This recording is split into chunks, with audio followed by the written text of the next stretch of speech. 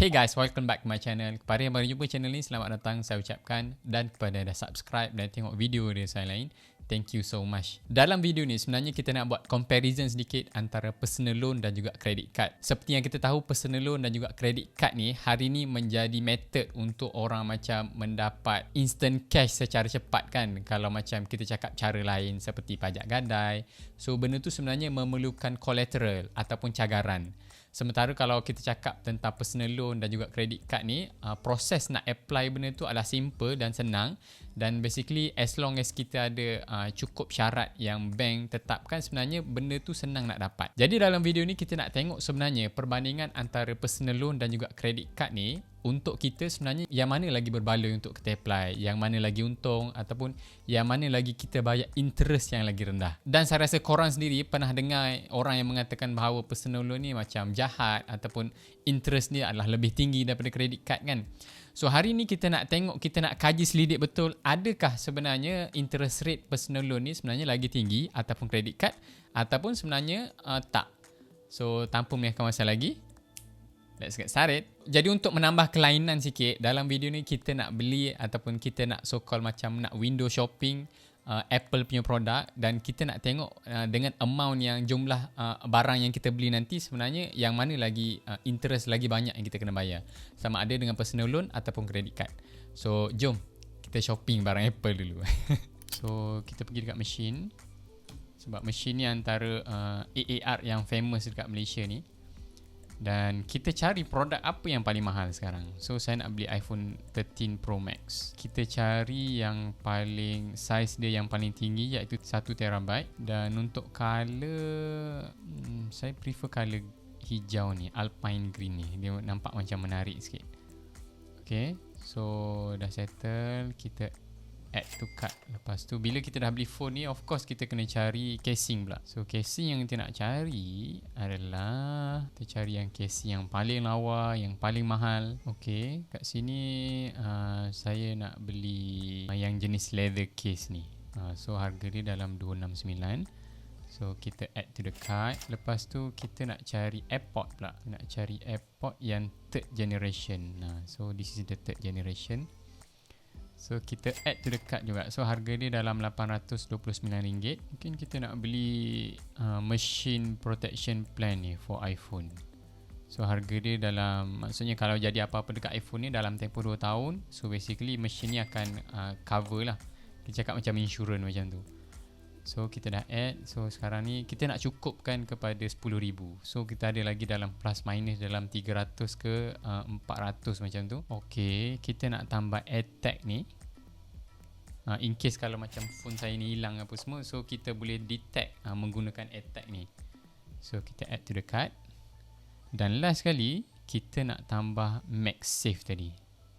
MagSafe ni adalah kita cakap dah tak perlu lagi kita cakap wireless charger lah, wireless charging. Dah tak perlu lagi pakai wire. So kita just letak kita punya phone kat sini untuk satu malam, and then esok tu kita boleh pakai bawa pergi kerja dan sebagainya. Produk Apple ni kita dah ada MagSafe charger, kita dah ada AirTag, kita dah ada plan protection, kita ada AirPods third generation, kita ada iPhone Max leather case, dan akhir sekali kita ada iPhone 13 Pro Max kita.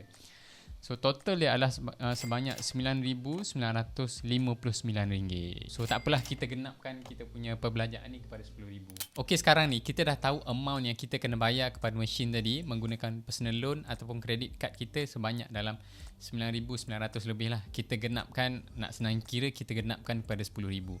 So basically sebelum kita decide apakah cara yang sesuai untuk kita membuat pembayaran dekat mesin ni, sama ada menggunakan personal loan ataupun credit card, kita kena tahu ada kadar interest yang berbeza untuk kedua-dua kita cakap produk ni. Untuk personal loan ni kita menggunakan flat rate interest rate. Untuk credit card pula kita gunakan balance reducing interest rate. Jadi seterusnya kita nak tengok apa sebenarnya perbezaan antara kedua-dua interest rate ni. So saya akan buat sedikit illustration menggunakan saya punya iPad ni. Okey, saya nak cakap sikit. Setiap minggu saya ada menulis newsletter yang saya hantar kepada subscriber untuk newsletter saya. Jadi kalau macam korang berminat untuk baca saya punya newsletter newsletter setiap minggu dan juga respon ataupun berinteraksi dengan saya setiap minggu melalui newsletter. Dalam tu saya kongsikan tentang live update, ini artikel, podcast dan juga blog post yang bagi saya resonate dengan diri saya. Basically newsletter tu bergenrekan macam personal finance, happiness dan juga productivity. So kalau macam korang suka genre-genre macam tu, korang nak baca newsletter daripada saya, feel free untuk subscribe dalam link kat sini. So dalam ni adalah newsletter saya, korang boleh baca a past newsletter yang saya dah tulis sebelum-sebelum ni. Currently kita grow saya ada sekitar dalam 200 subscriber untuk saya punya newsletter. Jadi if possible saya nak growkan juga saya punya subscriber newsletter ni kepada at least 1,000 subscriber sehingga ke hujung tahun ni. So kalau macam korang tak nak terlepas any announcement, any live update yang saya tulis dalam tu, so korang klik link kat sini dan korang subscribe, okay? So mula-mula kita akan tengok dulu apakah perbezaan untuk flat rate. So untuk flat rate ni, macam saya cakap tadi, biasanya dia diguna pakai untuk personal loan, dan ini adalah contoh pengiraan interest rate dia. So bila kita bayar kita punya interest tu, disebabkan dia adalah flat rate, jadi jumlah interest yang kita bayar sebenarnya adalah sama. Tak kisahlah pada bulan tersebut kita bayar lebih daripada amount yang sepatutnya, tapi kita boleh tengok kat sini interest dia adalah, kadar interest ni adalah sama. Jadi apa yang kita kena buat adalah kita kena, kalau seboleh-bolehnya kita kurangkan tahun ataupun kita kurangkan jumlah bulan yang kita bayar. Jadi ini adalah flat interest rate yang diguna pakai dalam personal loan. Sementara bila kita bercakap tentang reducing balance interest rate untuk credit card, graf dia akan jadi macam ni. Lama-lama bila kita bayar kita punya bayaran bulanan tu, interest dia akan semakin berkurang setiap bulan. Disebabkan kadar interest dia berkurang setiap bulan, so kalau boleh kita bayar lebih setiap bulan. Instead of katakanlah fixed amount yang kita bayar untuk credit card ni sebanyak RM200, kalau boleh kita bayar lebih daripada tu, kita bayar 200.5 ataupun 300 kan. So bila kita bayar lebih, automatically kita punya kadar interest tu semakin berkurang. So ini adalah perbezaan antara flat interest rate dan juga balance reducing interest rate. Jadi ni sebenarnya kalau macam pengiraan untuk kedua-dua interest rate ni adalah berlainan, macam mana kita nak kira yang mana yang lagi bagus kan? Instead of kita tengok simple interest rate, kita kena convert daripada simple interest rate ni kepada effective interest rate. Kebiasaannya kalau macam untuk flat rate ni, cara kita nak kira adalah, katakanlah bank tu cakap personal loan yang dia bagi ni adalah sebanyak 14%. Yang ni adalah untuk flat rate lah. Flat rate dia adalah 14%. Dan biasanya bila flat rate 14%, untuk kita kira EIR dia, effective interest rate, biasanya 14% ni kita akan kali dengan 2. So basically apa yang kita dapat adalah untuk flat rate personal loan sebanyak 14%, sebenarnya effective interest rate dia adalah sebanyak roughly lah dalam 28%. Sementara kalau macam kita cakap 14% untuk credit card ataupun untuk reducing balance interest rate, bila dia cakap 14%, biasanya memang 14% lah. EIR dia adalah 14%. So kalau macam kita compare kat sini, obviously pemenangnya adalah credit card, sebab credit card memberikan effective interest rate yang lagi rendah berbanding dengan personal loan tadi. So always bila kita nak buat pinjaman apa-apa, kita nak buat loan apa-apa, kita tanya bank ataupun tanya pihak pemberi pinjam tu, berapa effective interest rate yang saya kena bayar. So obviously dekat sini 28% dan 14%, obviously kita akan pergi kepada 14% lah. Dan bukan itu je, sebenarnya credit card hari ni, cara kita nak menjadi pengguna yang bijak menggunakan credit card ni, dia ada beberapa cara.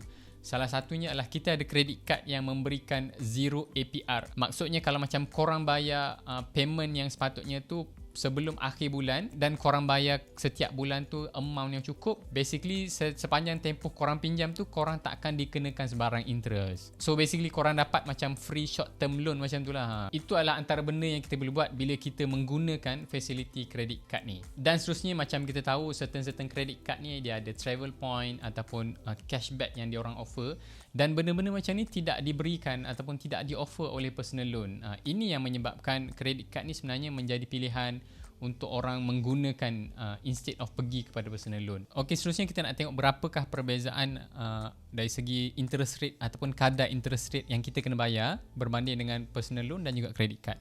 So bila kita pergi kepada calculator.com.my ni, so yang ni kita kirakan personal loan dulu. So kita ambil personal loan calculator dan kita masukkan RM10,000 sebab kita nak bayar produk Apple tadi kan. Dan kita ambil tempoh 12 bulan dan annual interest rate dia kita letak 24 instead of 14 sebab saya cakap tadi untuk personal loan ni dia menggunakan EIR yang lain. So cara nak kira EIR dia macam saya cakap tadi 14 kadar simple interest rate kita kali dengan 2. So sebab tu saya letak 28 kat sini. So bila kita calculate amount yang sepatutnya kita bayar setiap bulan untuk personal loan ni adalah sebanyak RM965.06. Dan dekat bawah ni kalau kita pergi dekat schedule payment ni, kita boleh tengok dekat line kuning ni sebenarnya berapa banyak kadar interest yang kita kena bayar. So basically by the end of the year selepas 12 bulan kita membayar sebanyak RM1,581 kepada bank untuk personal loan yang kita pinjam ni. Banyak kan? Dia almost dalam kita pinjam RM10,000 tapi kita kena bayar more than 10% daripada amount yang kita pinjam. Sementara bila kita pergi kepada credit card calculator pula, kita masukkan RM10,000 dan interest rate dia kita letak 14%. Dan desired amount to be debt free ni adalah sebanyak selama 12 bulan lah. So bila kita calculate, so kat sini kita boleh tengok monthly installment required adalah RM897.87 dan total interest yang kita kena bayar kepada bank adalah sebanyak RM774.45. So basically kita boleh tengok kat situ tadi amount interest yang kita kena bayar untuk personal loan tadi adalah sekali ganda daripada interest yang kita bayar untuk credit card.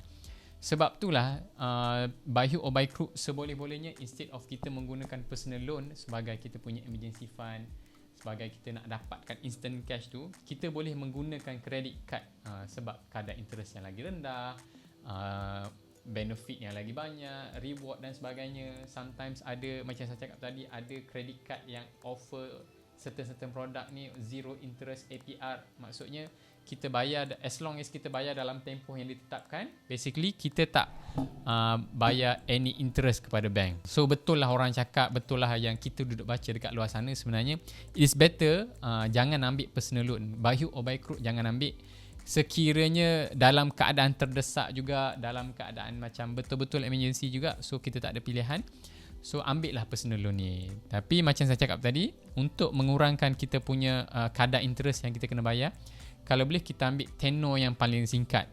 Instead of kita ambil 12 bulan, cuba singkatkan kepada 10 bulan ataupun kepada 6 bulan. So tu je perkongsian saya dalam video kali ni. Hopefully korang dapat manfaat. Hopefully korang boleh bezakan apakah perbezaan antara kadar interest personal loan dan juga kad kredit nanti. Dan korang buat keputusan yang sebaik-baiknya sebelum korang menggunakan this kind of emergency fund ataupun instant cash ni. So itu je. Kalau korang rasa video ni bermanfaat, korang kongsikan video ni kepada rakan-rakan dengan social media dan sebagainya.